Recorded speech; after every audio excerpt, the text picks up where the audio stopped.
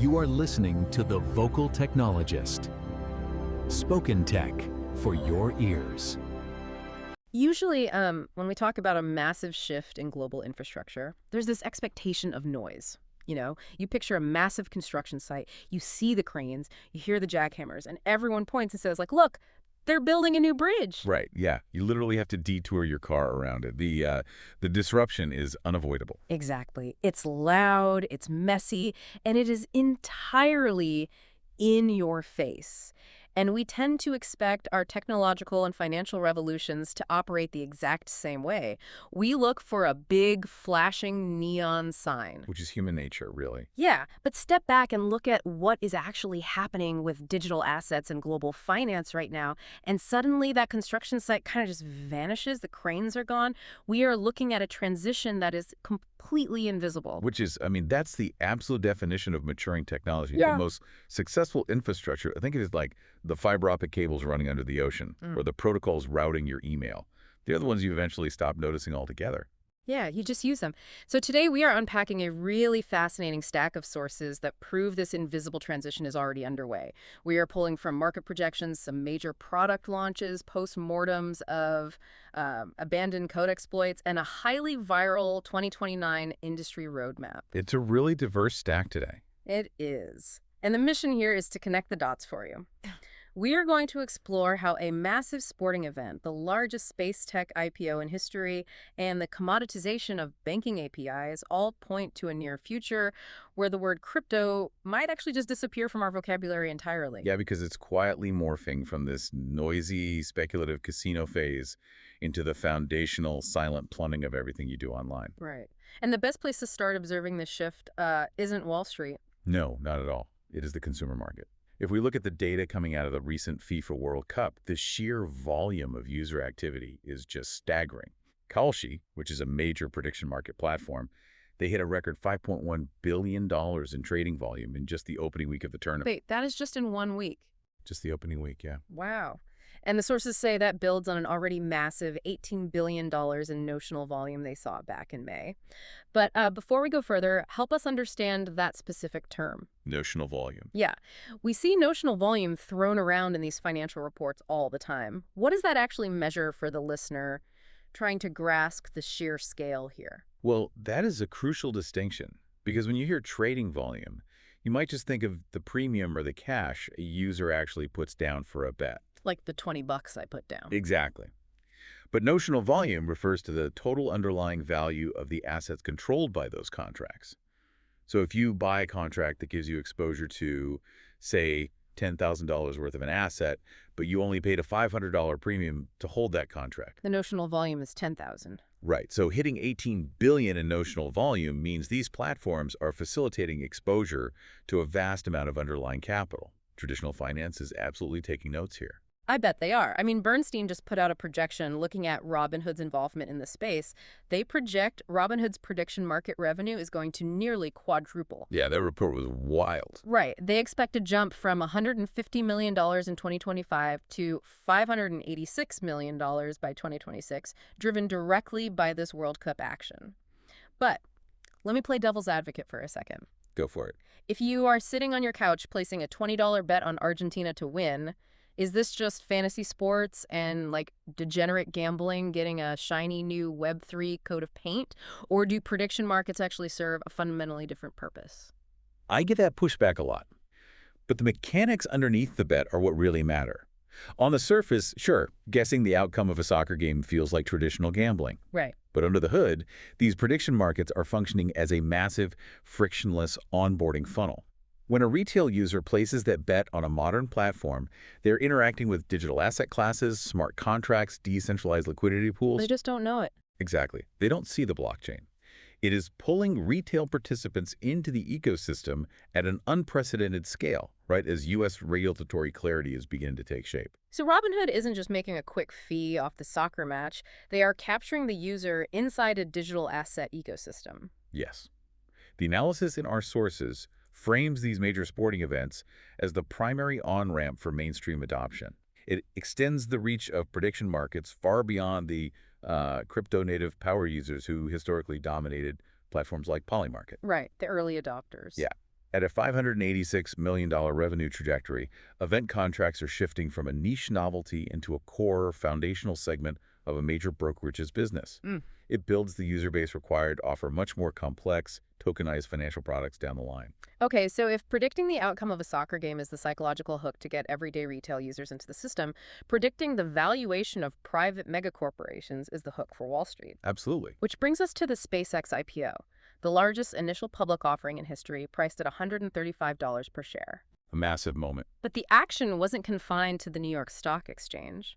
There is a decentralized exchange called Hyperliquid that runs a perpetual contract for SpaceX, the SPCX perp.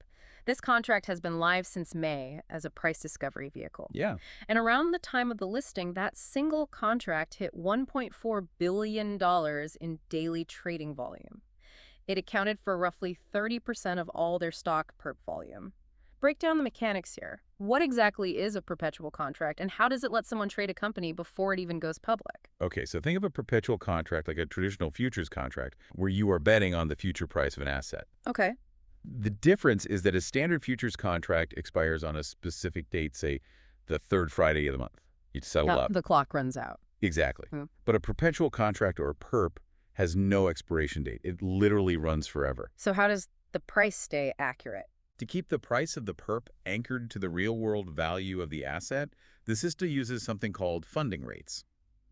Traders constantly pay each other small fees based on whether the perp price is higher or lower than the spot price. Oh, okay. In the case of pre-IPO SpaceX, traders weren't swapping actual stock certificates. They were using this perpetual contract to trade the price exposure of the company 24/7 globally before the traditional market ever rang its opening bell.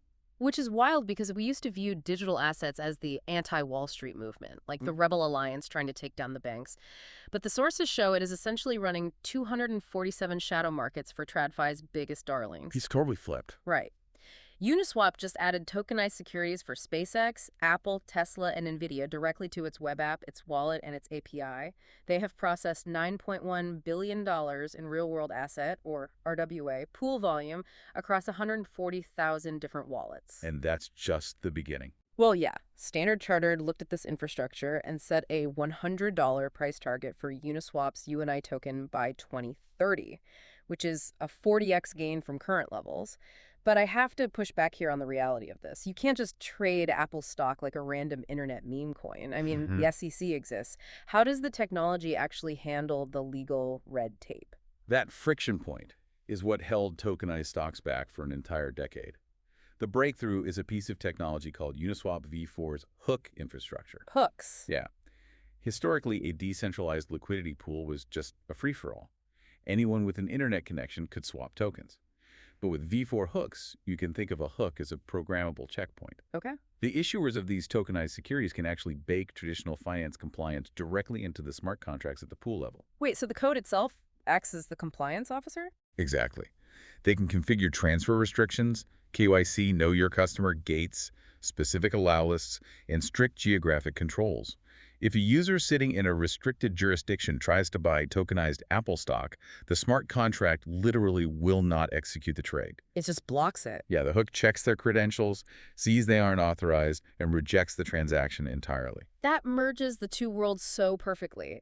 You get the composability, the 247 uptime, and the global liquidity of the blockchain, but you enforce the strict rules of traditional legal jurisdictions. And composability is the key word there. It's a concept of money Legos, right? Yes, exactly.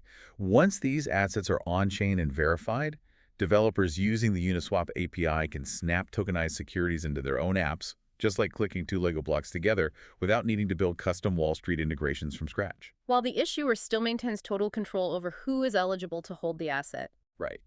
But the asset trades outside of traditional market hours. This programmable compliance isn't just a neat feature for today. It is the foundation for a complete market overhaul we're seeing projected for the near future. Which brings us to the roadmap. Our sources include a highly circulated framework by hedge titled Crypto 2029. It makes some really bold predictions about where we will be in 5 years based on this exact technology. It's a fascinating read. The main thesis is that these pre-IPO perpetual markets, like the SpaceX one we just discussed, will become the primary price discovery mechanism for major private companies. It predicts that massive banks and hedge funds will actually reference these decentralized contracts to figure out what a company is worth before an IPO ever happens. And the roadmap goes a step further. It predicts a major regulatory unlock around 2028.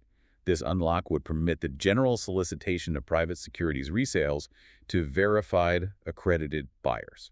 Meaning the people trading these pre-IPO tokens could legally convert them into actual voting equity in the real world. Right. The roadmap suggests this shifts the entire dynamic of the market. The next major bull run won't be driven by speculative tokens with no utility. Thank goodness. Yeah, it will be driven by real-world shares in biotech, robotics, and AI labs trading on these 247 rails. Speaking of artificial intelligence, there was a point in that 2029 roadmap that completely shifts how we think about the current hype cycle. It flat out predicts that AI x crypto, the idea of mashing artificial intelligence agents and bespoke blockchain tokens together, completely fails to find durable product market fit. Yeah, the roadmap argues a very pragmatic point there. AI agents don't actually need custom tokens. Right. If an autonomous AI agent needs to pay for server space or access a database, it is just going to settle the transaction in digital dollars through a standard API, like Stripe. It won't use a highly volatile, bespoke crypto payment rail that nobody else in the mainstream economy uses. Like, why invent a new currency for a robot when the robot can just use the digital equivalent of a US dollar? Exactly. And this leads to the ultimate conclusion of the 2029 roadmap. For a token to have any value in the future, it must have an enforceable claim on a real-world asset or represent a major fiat currency. So crypto's ultimate success is defined by its absorption into the broader financial system until it becomes entirely invisible. Precisely. And we are seeing hints of this macroeconomic shift today. One of our sources notes that euro stablecoins just hit an all-time high in supply. Major global economies are looking at this internet-native financial system and realizing they cannot sit on the sidelines. They can't afford to. Right.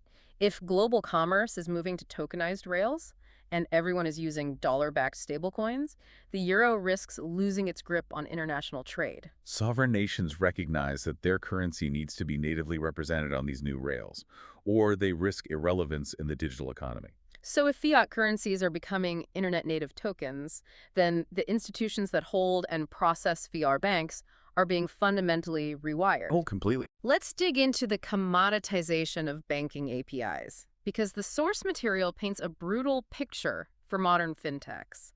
According to the data, launching a neobank today is as easy as launching a basic website was 20 years ago. This is entirely due to modular fintech infrastructure. You don't have to build a bank from scratch anymore. You just rent the pieces. You rent KYC verification APIs. You rent a card as a service program to issue debit cards. You rent stablecoin treasury accounts. To piece them together like those money Legos we talked about earlier. Exactly. Any company or even a content creator can spin up a banking app in weeks. But here is the brutal reality. Because this technology is so incredibly accessible, 90% of these new banks will fail. 9%. Yeah. Offering a heavy metal credit card or crypto rewards is no longer a competitive moat because anyone can replicate your exact feature set overnight using the exact same rented backend. This completely shifts the paradigm of competition in finance. If the underlying technology is completely commoditized, the source argues that survival comes down strictly to distribution and network effects. So think about the apps on your phone right now. Imagine a YouTuber with 50 million subscribers, or a massive video game platform with millions of active players daily. They can deploy a banking app directly to their audience with a single push notification. Which is incredibly powerful. But does our fundamental financial trust shift? If you are the consumer, do you stop trusting a 100-year-old bank with marble columns and start trusting a parasocial relationship you have with content creator just because their banking app is more convenient and lives in the same ecosystem where you already spend your time? Well, trust ultimately follows utility and familiarity. If the back-end infrastructure of the creator's neobank is just as secure and just as compliant as the legacy institution, because, again, they're literally renting the same API. The user will naturally gravitate toward the brand they interact with daily. Exactly. The competitive advantage has moved away from who has the best banking tech to who has the biggest audience. And we are seeing this exact need for scale play out in the deeply crypto-native spaces as well. Look at a company called Forward Industries. They are a massive Solana digital asset treasury company holding roughly 7 million SOL staked. That is a gargantuan amount of capital. It's massive. And what is their current strategy? They are pitching all stock acquisitions to swallow up at least 3 of their smaller rivals. Because when infrastructure becomes a pure commodity, scale is your only survival tactic. You need the absolute biggest network possible to justify the razor-thin profit margins of running the basic plumbing. And the plumbing is getting incredibly sophisticated. Businesses need ways to use these same rails but keep their supply chains and vendor payments private. We have a report here that Hinkle Pay just launched on Tempo, bringing enterprise-scale, zero-knowledge verified privacy to stablecoin payment. This is a huge development. We are talking about private token swaps and merchant settlements happening completely privately on a public, transparent blockchain. The mechanism enabling this is zero-knowledge proofs, or ZK proofs. To understand ZK, think of a bouncer at a club. You need to prove you are over 21. Usually you hand over your ID, which reveals your name, your address, your height, your exact birth date. The bouncer learns all of that. Yeah. But a zero-knowledge proof is a mathematical way of proving to the bouncer that you are over 21 without revealing a single other piece of information. The bouncer knows the statement is true, but learns absolutely zero additional knowledge. So applied to enterprise payments, Hinkle Pay allows a business to prove to the blockchain that a transaction is valid without revealing who they are paying or how much they are sending. And they do it without sacrificing compliance. Every single private transaction is non-custodial and pre-screened via Chainalysis KYT. Know your transaction before it even settles. That's amazing. And they use Ewing keys so authorized auditors can see the data if legally required. It gives enterprises the privacy of a closed, traditional bank ledger while operating on an open public blockchain. It's incredible math. But before we blindly hand over the keys to the global economy to this new, invisible, modular, mathematically complex system, we have to talk about the ghosts in the machine. We do. Because ZK math is incredibly intricate, and when complex math meets immutable code, things can break permanently. Let's look at the severe, irreversible risks of running money on unchangeable code through the lens of Aztec Connect. This serves as a terrifying case study for the industry. Aztec Connect was a decentralized finance protocol. It was deprecated, meaning officially retired and abandoned by its developers way back in March of 2023. Right. But because smart contracts are immutable, they just kept existing on the blockchain, holding user assets. Fast forward to recently, a June 15th exploit drained roughly $2.1 million from this abandoned contract. How does an abandoned vault suddenly get picked clean? Well, the security firm BlockSec found that it was caused by a ZK-proof verification mismatch. Okay, what does that mean? Imagine a restaurant where the waiter taking your order speaks a different dialect than the chef in the kitchen.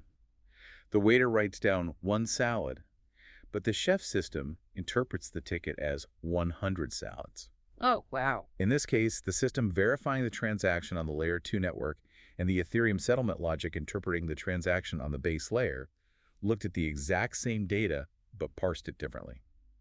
The attacker exploited this translation gap to generate unbacked balances. So they literally printed receipts for money they never deposited. Yep, and used those receipts to withdraw real Ethereum and DAI. The part of this source material that genuinely gives me chills is the response.